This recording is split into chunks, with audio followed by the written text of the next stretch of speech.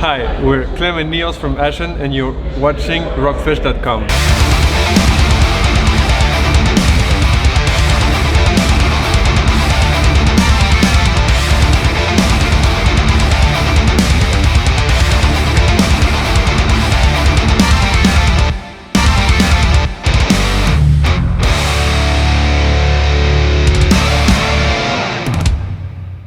So rockflesh.com, final day here at Radar Festival, and we've got the wonderful Ashen with us. Amazing, your guys' set was superb. Did you enjoy it? Yeah, 100% definitely. Yeah. I do think we saw you guys recently at Rebellion. Yeah. And like obviously you bossed the stage that day, you were brilliant that day on the stage.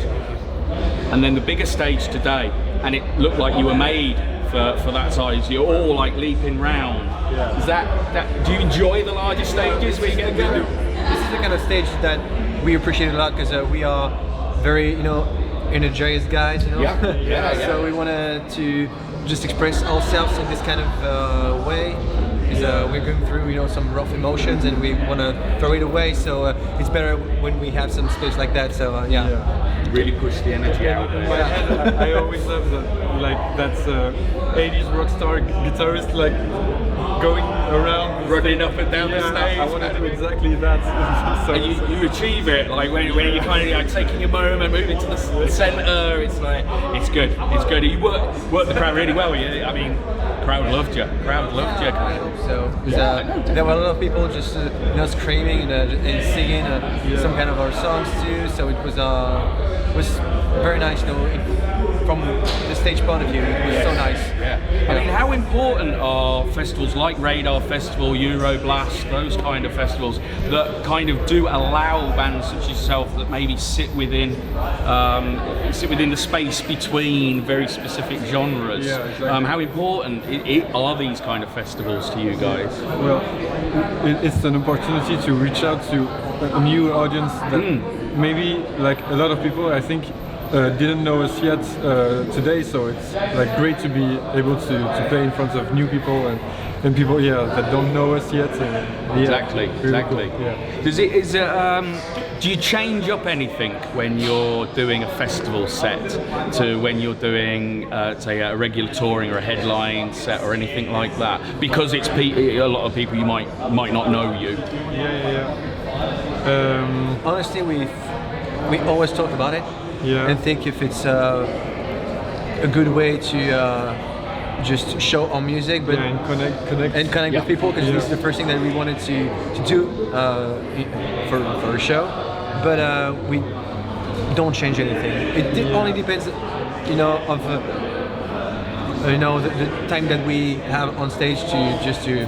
Maybe we should change stuff by the way we are on stage, but Right. that's I don't know, like there's the cover of Smell Like Teen Spirits, if you Yes. heard it.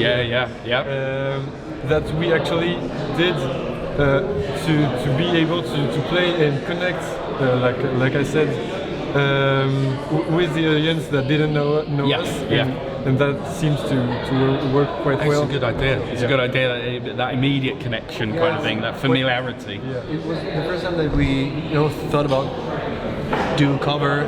Especially this one, it was because we opened for Where She Sleeps in a French tour. Yeah. So we wanted to, even if it was in France, at this time we didn't have the audience just to be connected as we wanted.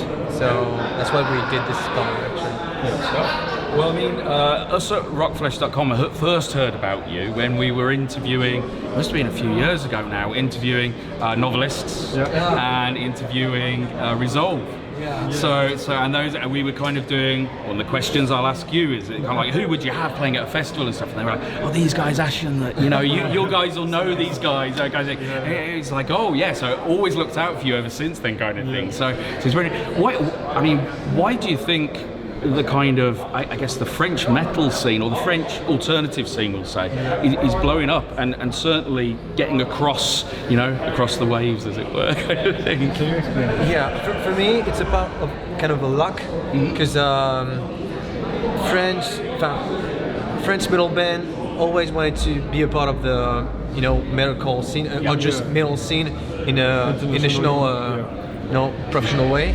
But I think that we didn't have those artists who brought this kind of professional and very nice. Well put, really very kind of slick, professional package. And all the visuals, aesthetics, and the songs are great from those bands. Resolve is an amazing band. Novelist too. Landmarks, obviously. 1056, and I think that it's only because those bands. For me, it's only because those bands deserve it. Because they are great. It's for me, it's just as simple as that. And it's like the biggest blessing to be able to grow up with those bands. Like everyone's friendly with everyone. It's like really, it's kind of cliche to say, but a big family and big supportive scene. One band gets more successful, then you can tour with them and collaborate. So I know, like, it happens a lot, doesn't it? Kind of with I say your group of bands kind of thing, with people guesting across, obviously the new single 1056, isn't it? So so it's perfect in that respect. Excellent. The writing process. How do you guys go about even dreaming up the start of a new song? Is it just kind of jamming it out, or does someone bring kind of a core of a song to the rest of the band? It's always different. I'd say it's either me or Thibaut, the bassist, that like sketches out the first drafts of the songs.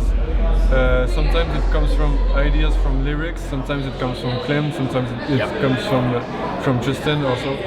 And it's always different, so I don't have like a made-up answer for that. No, that's cool. But there's a lot that's being done on my side since I'm like the producer and I mix and master everything. So everything's on my computer. But it's always different.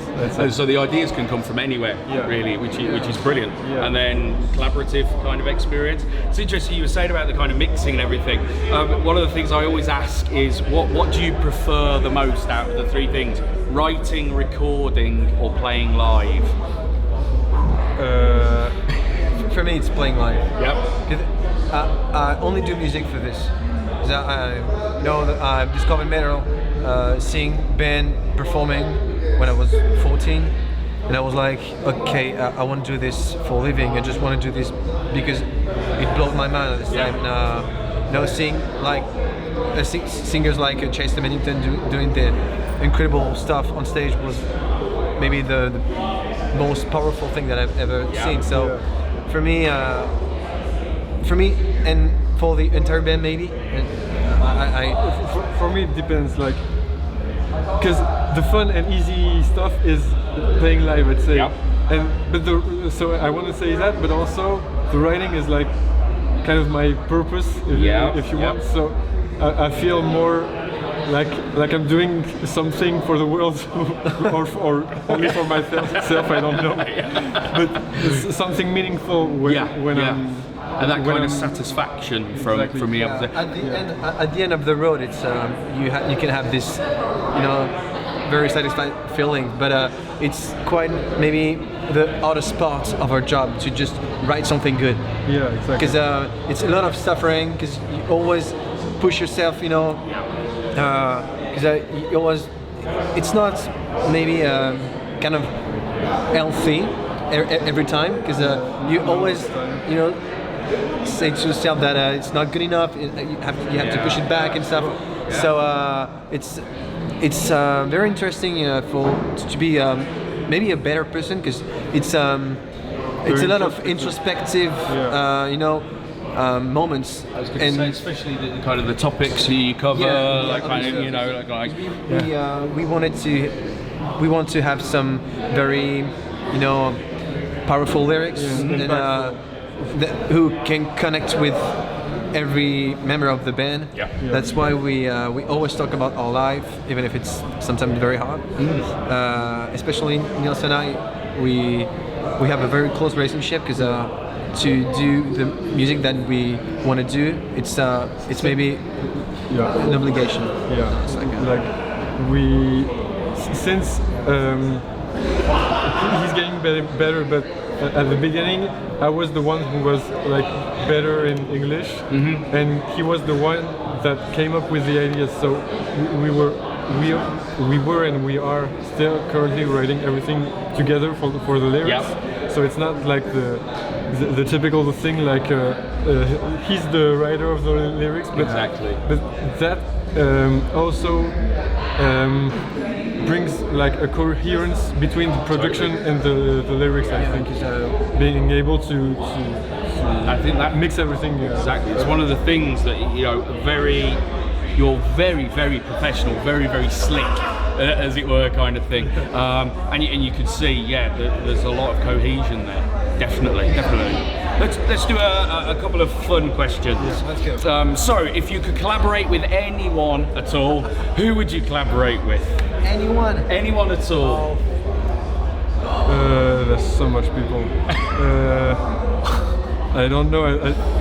On the guitarist in me want to say Steve Vai, Chris Griatti, Nuno. It'd be so fun. For me, maybe Youngblood, 1975, and not because they come from Manchester, because we really big fans. like those guys, and maybe bring me the Rajan, Arca too. Static Dress. Too much. That'd be amazing. Love bands, Talking. and Gojira and Landmarks. Yeah.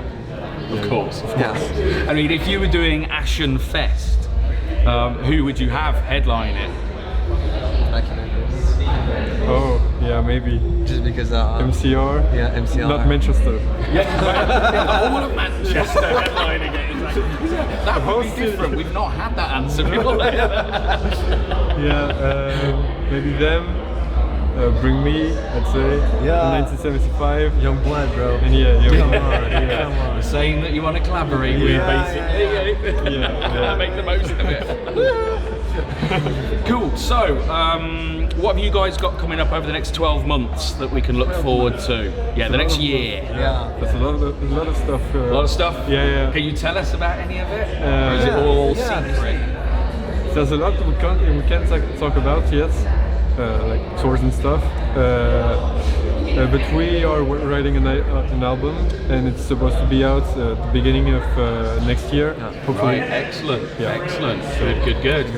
And it'll have all the current singles on it as well.